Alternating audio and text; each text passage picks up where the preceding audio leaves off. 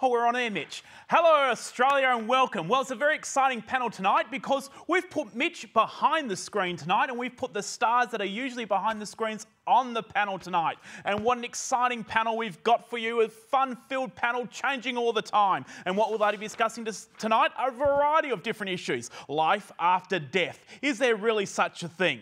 Does money make you miserable? We'll be discussing that as well. And, well, is it possible for males and females to be friends without the pressure of sex? That's all coming up on our very exciting panel with you in about 10 seconds. Got a problem, big or small, would a miracle be nice? Our motley crew is back, churning out advice. You might even laugh a bit in the following half hour. Park your backside on the couch, cause baby it's time for Sweet and Sour. Right here on Sweet and Sour. Pour some sugar on there, baby. It's time for Sweet and Sour. Hello, Australia, and welcome to Sweet and Sour. And we're just sorting out a few technical difficulties as we've got Mitch behind the screen tonight. We're all good to go, Mitch? Fantastic. Well, because Mitch's behind the screen, we've got the stars that are usually behind the screens on the panel tonight. And first with us tonight is Alex. How are you going, Alex? I'm really good, thanks, yeah. Now, what do you normally do behind the screen? Normally I'm a technical director, so I sit up at the back there and fiddle around with CCUs and things. That's what Mitch is finding it difficult with at the moment, but he's getting the hang of it, How about you, Montana? I am on camera 2 as the attachment. Oh, fantastic. Vinny? Hello. Hello, and what do you do behind the scenes? I am the production assistant, doing like the set designs and everything, so when Christmas or like a themed episode comes with around. The colourful sets and the exciting sets. Yeah, so it's pretty interesting like getting everything ready like that, so yeah. Wonderful, fantastic. And Matthew, how about yourself? What do you normally do behind the scenes? I am the audio operator, no, sorry, I'm one of the audio operators. Sorry, Tristan. On the 600th, I said I was the audio, he got pissed. There you go. Don't worry about that. Well, I'm sure we're going to meet Tristan later on in the show, or maybe not, but you have to stick around to see if that's going to happen. But we'll move straight on to letter number 1. Hello, panel. I have no idea what happens when we die. I feel there is a greater presence around all of us. Some sort of God, if you like, but I really don't know. I'm spending a lot of time thinking about this, and that's why I'm writing to you. Could the panel please tell me their views on whether they believe in an afterlife or a God, or whether they don't, and what makes them think so. I lost my mum about 3 years ago, but I feel that she is with me and in everything that I do and everywhere I go. Thanks for discussing. Thanks for discussing. Mandy Moore from Moore Park, New South Wales. So what do you think, Alex? It's an interesting question. I think something's got to happen, otherwise it's all for nothing, really, isn't it? I suppose what I like to think is, there's sort of spirits and things everywhere, and if you die, you come out of your body as your spirit, and you go and you've learned your lessons as a human, or that particular human, and you go and learn lessons elsewhere in the world, or somewhere else in the universe. But just like, sort of, suppose it's a reincarnation sort of thing. Yeah, so you could go learn the lessons of a tree or something like that, or a rock, or a fish, or something like that. Fantastic. Well, Montana, what would you say? What do you think? Is God one of us? Struggling to find his way home? Well, I definitely do believe that God exists, but when it comes to the afterlife, I don't think that there's anything now. But in the future, if that makes sense, there's a story that I read, and it's just kept in my mind as a kid. And it's a story of that Jehovah created the world, and Satan was like, you know what, I could do this better. I can do it so much better than you. And so Jehovah was like, all right, fine. I will give you the control, I guess, of the earth, and see how that goes. And as you know, you can kind of see war, kind of everything, it's just obviously hasn't worked. So I believe that there's not really an afterlife, but like a resurrection of some sort, for after Jehovah has taken back control from Satan. Fantastic. Well, that was really deep. We move on to Vinny. How about yourself, Vinny? Yes, I do believe there is a God, and I think because of this letter that she wrote in, is that she's kind of grieving and she's kind of trying to find herself at the moment, like, is there an afterlife? And she's trying to figure out if her mum's really moved on. And but as Montana just explained, there could be many gods under many different religions. But I think she needs to put it in perspective that, like, she's moved on, she's not with us anymore, so she's trying to find, like, maybe there is an afterlife, maybe there isn't, but I think the peace that she might have with her moving on is kind of what she's trying to get. Is that, like, is there a God? Like, we don't actually know until we're there, but I think, like, as Montana said, like, our souls are not really, like, if we've done wrong in our past, I think, like, maybe we do come back as a butterfly or whatever. But maybe, like, you learn, like, if you're a bad person, you kill someone or something, that you go and come back as something like a slug or something, so you learn your lesson that way. So, yeah. I think you come back, if you've done something really dreadfully bad, you'll come back something worse than a slug. Yeah. Maybe a slug that gets trampled on when the rain comes out. How about yourself, Matthew? I feel like I'm going to be the morbid one. I don't know what to say about this one because my mum's really religious and I haven't actually said to her that I'm not. So do you classify yourself as an atheist, or do you believe there is a higher power or a higher entity? I would say atheist, yeah. I think there's nothing after we die. Once we die, there's nothingness. That's a bit of a dark way to say it. There's going to be a good drug trip when you do die. Because there's this drug that your brain creates, the pineal gland creates this drug called dimethyltryptamine, DMT. And it's normally made when you're dreaming. What happens when you die is that this gland pretty much explodes and, like, you get a massive dose of DMT, and pretty much users of the drug say that time slows down to a halt. So when you die, you get high. Oh no! Very, very deep and meaningful there. So I'll just go back to Alex. Just, Alex, if you were to come back as another creature or another being, what would you want to come back as? Well, I'm not sure. That's a good question. I mean, you know, I suppose it depends on the lessons in my idea. The lessons that is next in line for your soul or spirit to learn. So, I don't know, I'd like to be a tree. A tree would be cool.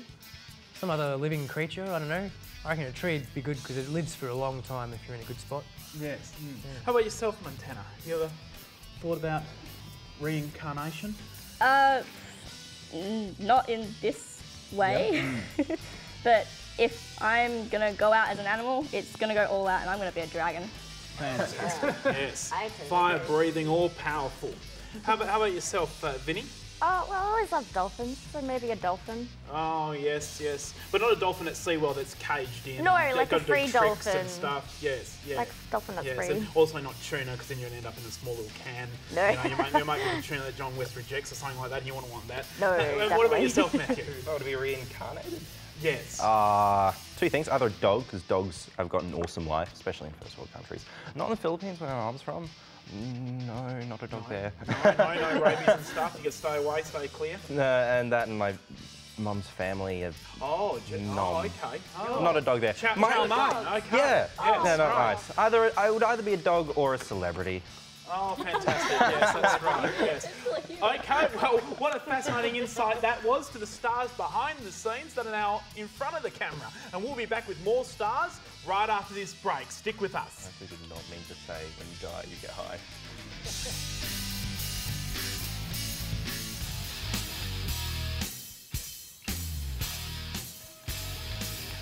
Hello and welcome back, and we've got another bright panel of stars that are normally behind the screens on the panel right now, and let's meet them. Hello, Mason.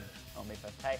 What do you normally do behind the screen? I am assistant producer. Assistant producer, fantastic, and a Goonies fan, obviously. Obviously. Ready for the remake? I am. How about yourself, Kirsty? I am the stills photographer. Stills photographer, wonderful. And what does a stills photographer entail? Well, at the end or during the show, I come and I take photos, and I take a photo every week of Gary and the crew. Oh, wonderful, fantastic. Yep. Danny, how about yourself? Now, I believe you've departed us. But you're back right for this. Now, we're very special. We're very lucky to have you back. Yeah, exactly. Right now, I'm a retiree. I was an assistant producer like Mason, and I've just stepped back for the moment, so. And what about yourself, Zach? I quit several times, and I come back to do whatever they ask me to, really. I'm just here when I'm needed to be. Jeez, you know, you quit. Is it temper tantrums? What happens? What makes you leave so regularly? We want you to stay. We keep bringing you back. I just get busy, and then Travis is like, "We don't have this person." Then I come back. Oh, fantastic! It's nothing against anybody No. here. No. So Mitch, don't worry behind the camera there. He loves you, and we all love you at home. Mitch, you're doing a fantastic job in front of the camera. And speaking about the camera, I'm going to look down at right now and tell you we want you to be involved in the show, and you can do that. We want you to send us your letters so we can discuss them on the panel, and you can do that by emailing us at emailing us at letters@sweetandsour.net.au or visit our website sweetandsour.net.au, or you can find us on Facebook, facebook.com/sweetandsour. You can even Twitter us at sweetandsourtv. Okay, we'll move right into our... Oh, and if you do get your letter read out, you'll get a movie ticket. And our movie this month, panellists, is FPVH. Anybody know what that stands for? Fat Pizza versus Houses. There we go, a massive Australian film coming out, and that's thanks to Natalie O'Shea from NRC Communications. So thank you very much, Natalie, there for our very kind sponsor. And now we'll get right into letter number 2. Dear panellists, why are most people with money so very sad? I didn't realise that my parents who work hard probably always have. But you wouldn't know it because we all have so much fun at home together. They are really joyous souls. My sister just married a guy who comes from a rich family. And while he's a good guy, when I met his parents at his home, I couldn't help but think how basically unhappy all their money trappings have made them. They were not joyous like my parents. When we were invited over to meet them for the first time, I wasn't allowed to sit on a particular couch because it was worth $15,000. So why have it if your guests can't enjoy it? His mum ran around the whole time making sure we didn't spill things on her carpet, and in the end she ushered us all outside to the barbecue area, where his dad then took us on a tour of his valuable collection of this and that, none of which we were allowed to touch because it was all valuable. What makes people with money so miserable and mean? What are the more important values, and what should promote to build a more joyous society? So we'll start with Mason. What do you think? Are rich people miserable? I don't think you should generalise it as that. Some rich people are miserable, but that's because they're just miserable. It's not the money that makes them miserable. I think if this family wants to have a $15,000 couch that you're not allowed to sit on, because obviously you can't be trusted on their $15,000 couch, then why not have a $15,000 couch? You're not allowed to sit on the Mona Lisa. There you go. Well, what about yourself, Kirsty? Do you think people that get rich and get a lot of possessions tend to be quite protective of them and just want to obviously maintain them and not have them damaged or stained in any way? Well, first of all, I think they're perfectly within their right to ask you not to sit on their very expensive couch. Maybe you can't be trusted. There's obviously no context to this as to whether they were mean about it or not. Maybe they just asked you politely and you just couldn't be trusted on it. Also, why are you being so judgy? I mean, this city was built on capitalism. So if they want to spend $15,000 on a lounge, they can spend $15,000 on a lounge. It's as simple as that. It's their pain is their doing. Okay, Danny, what about yourself? Would you want to sit on that $15,000 couch? Would you demand it? Tell them to put plastic on it if they're concerned about it? Well, I've got to, just put it out there that really, it's also, again, just as everyone said, it's their business, really. I mean, I'm not particularly fussy about it if someone asks me not to sit or stand near a particular item in their house. I wouldn't take it personally. It's just something that they're particularly attached to, which they have every right to be. I mean, it's not like they banished you to stand for the entire event. I'm sure there were seats for you to sit down in, and they weren't too fussy about that. I mean, I wouldn't want people spilling shit all over my house either, so I don't know why you're getting very particular about this. I don't know, Bradley. I think you're just maybe a bit too controlling over what you should be able to do in someone else's home. It is their home. It's their possessions. Calm down, mate. It's not like you have to clean it at the end of the day. Seriously, I mean, it's just their business. And the whole, how do we promote a more joyous society? Well, you just mentioned that your sister's husband's a good guy. They're clearly not that miserable or mean if they've raised a good kid. So I don't know where this bias is really coming from, but if you want a more joyous society, do not judge lest ye be judged. Just calm down, mate. It's their stuff. What about you, Zach? What do you... Oh, well, What everyone else has said is pretty much what I think, but also... You don't think they're being too precious? We're not allowing people to touch and fiddle and fondle? And Yes and no. You've got something, and obviously the more it's used, it will get damaged, but you don't buy something not to have it to be used. You wouldn't just go buy, say, a PlayStation and have it sit there and not play a game on it, would you? And, well, I mean, he's saying that they're miserable after meeting them once. You can't go off your first impression after you meet someone. Okay, well, thank you very much, Zach, and thank you for this wonderful panel that we've met from behind the scenes that are now on our panel.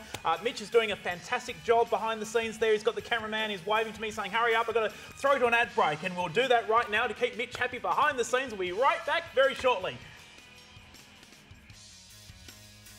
For those of us who have to sit through question time in Parliament, watching Sweet and Sour is possibly the highlight of our week, our month, maybe our year. For everyone else, please watch anyway.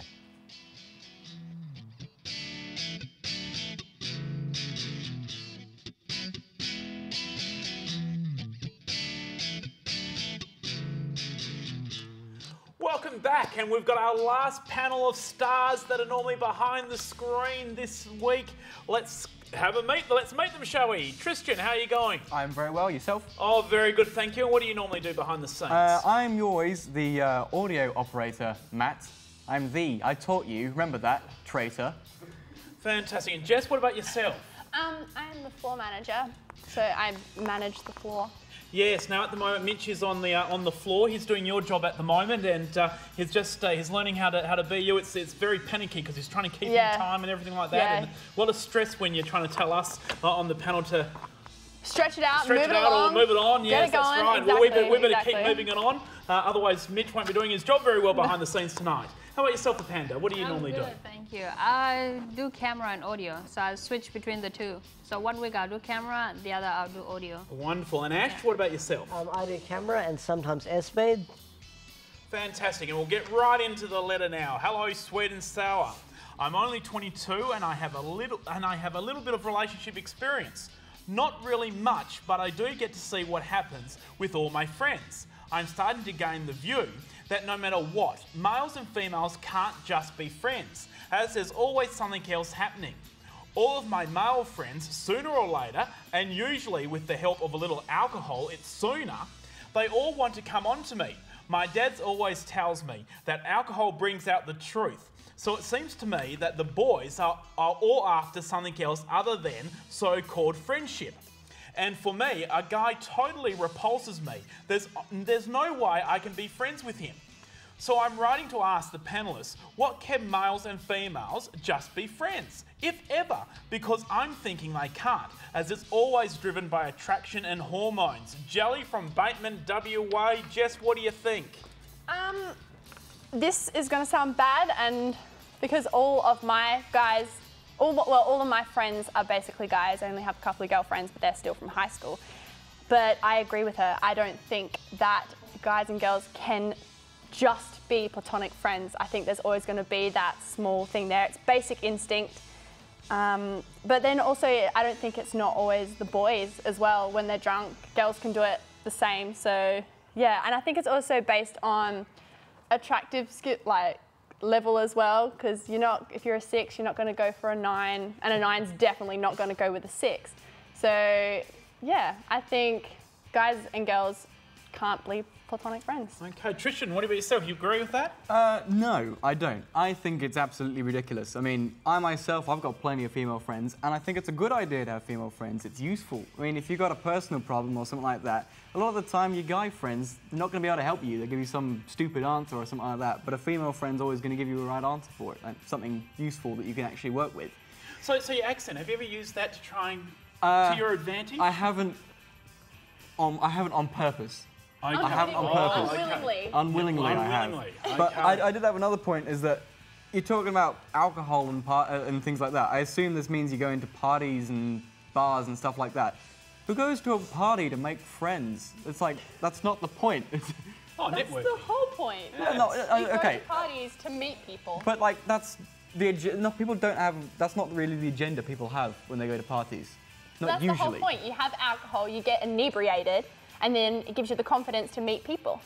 Yeah. So that's what you do at parties? Yes, I'm right. Oh, okay. Panda, what about yourself?